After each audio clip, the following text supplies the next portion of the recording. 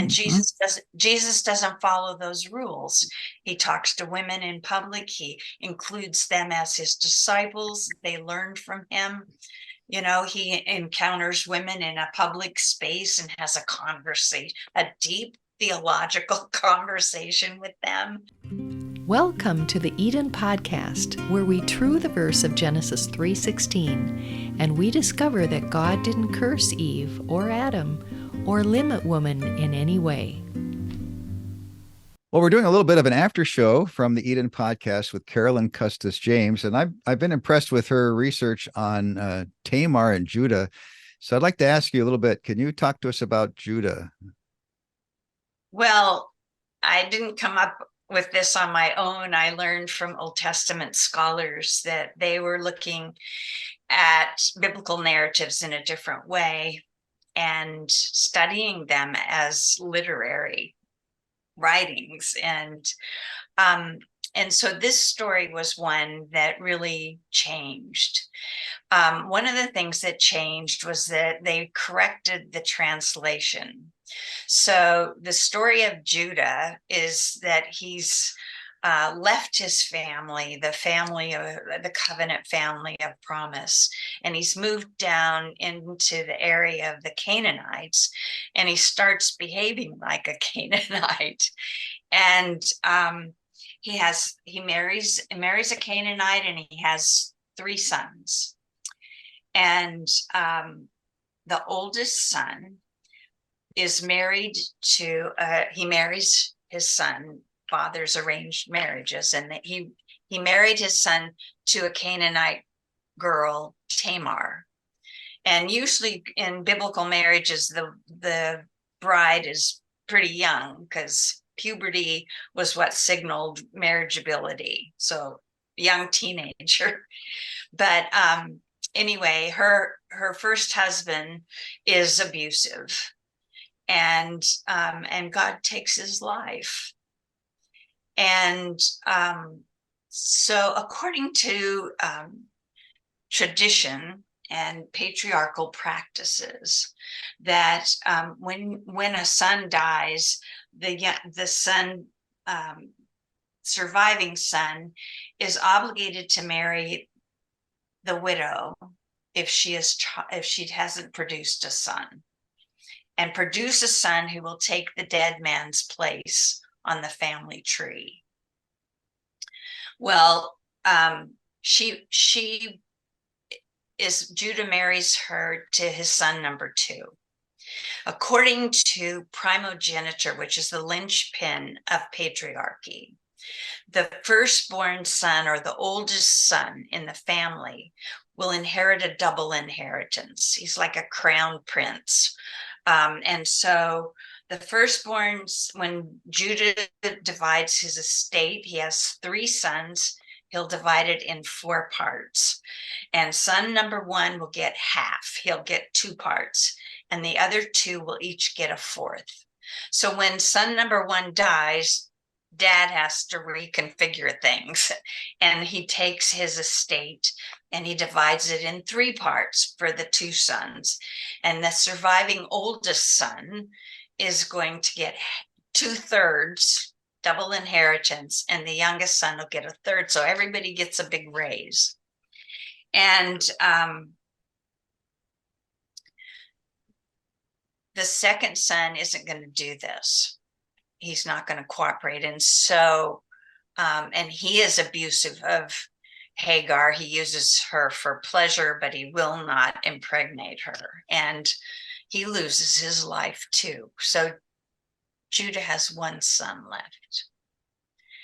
And years go by, and he doesn't give his 3rd son to Tamar. So she hatches a plot, and she's honor bound to produce a son to replace her dead husband. She's not being, being manipulative or what. She's trying to do what is the honorable thing to do. So she dresses as a prostitute. Judah's wife has died, and he's past mourning, and he's gone to a party, and she dresses as a prostitute, and he falls for it, and she gets pregnant by Judah.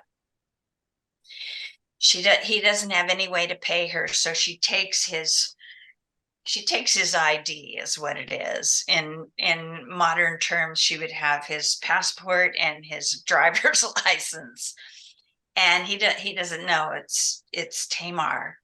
And then he finds out that his daughter-in-law is pregnant from prostitution, and he's going to get rid of her. And so he wants to kill her, bring her out, let's burn her. And she comes out and she hands to him his ID and says, "This is the man who fathered this child." And the verse that is read, she is more righteous than I, doesn't make any sense. And scholars have said that's not the right translation. He says, "She is righteous, I am not." And the whole story turns on that. And, it's really a moment for him when he looks in the mirror and sees what he's become. And this is where God does a work in Judah that is mind-boggling and exquisite. And when they go during the famine to Egypt to try to survive and get food, they don't know that the powerful man they're dealing with is the brother they sold into slavery, Joseph. And Joseph doesn't let them know, and he plays games with them a little bit, and it scares them, and he insists that they bring his only full-blood brother, Benjamin, the next time they come, or they won't see him and get any food. So they come and bring Benjamin,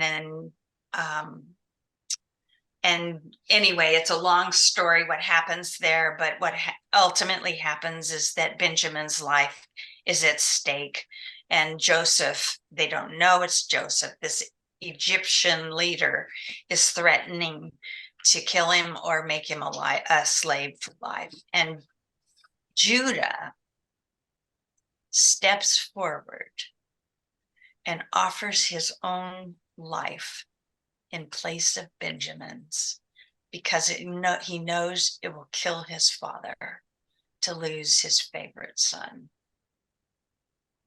And I have to say that is one of the most revolutionary, transformed passages in Scripture. And we don't even talk about Judah, but that's the gospel, I was wondering, as you were talking about this, I was thinking about, the big meta narratives that show up in the whole scriptures, Hebrew and Greek. And when you take what you just described into David's life, you see a man who is monstrous to women, and then he repents, and he repents big. And in a way, God is anticipating that when God says, I want you to choose a man after my own heart, which is to say, a man who has that capacity, like Judah did, and now David does. And then we take it all the way into the Greek scriptures, where we see Jesus redeeming all of that, giving his life, but also being so good to women. I wonder if that can fit. Well, I mean, Tamar is a heroine in that story. And, one of the interesting things is that more women are involved in biblical and theological studies. When I went through 10 years of singleness, the only seminary my father would want me to go to wasn't admitting women. I couldn't get in. And, and I went back later. They asked me to come and speak in chapel, and I was in the first class of women at this seminary. And I said, I know you thought you were doing us a favor when you opened the door for women to come, but I said, you needed us. Oh, that was bold. They did, because agreed. I'm sorry, there are things they don't see that we see. And that's what even my father, pastor, preached his last sermon in his early 90s, would say to me, "You see things I don't see." And I said, "Yeah, and I'm building on what you've taught me. It's not like I can do it all myself." Right. And, it's that, that's what Genesis 1 says, that God blessed the man and the woman together, that they were a team. And it wasn't just about marriage, it was about everything, that men and women are created to work together, and better things happen when we collaborate. So, yeah. So I'm on a tear. I hope that your tribe continues to increase and that this tear lasts a good long time. Thank you.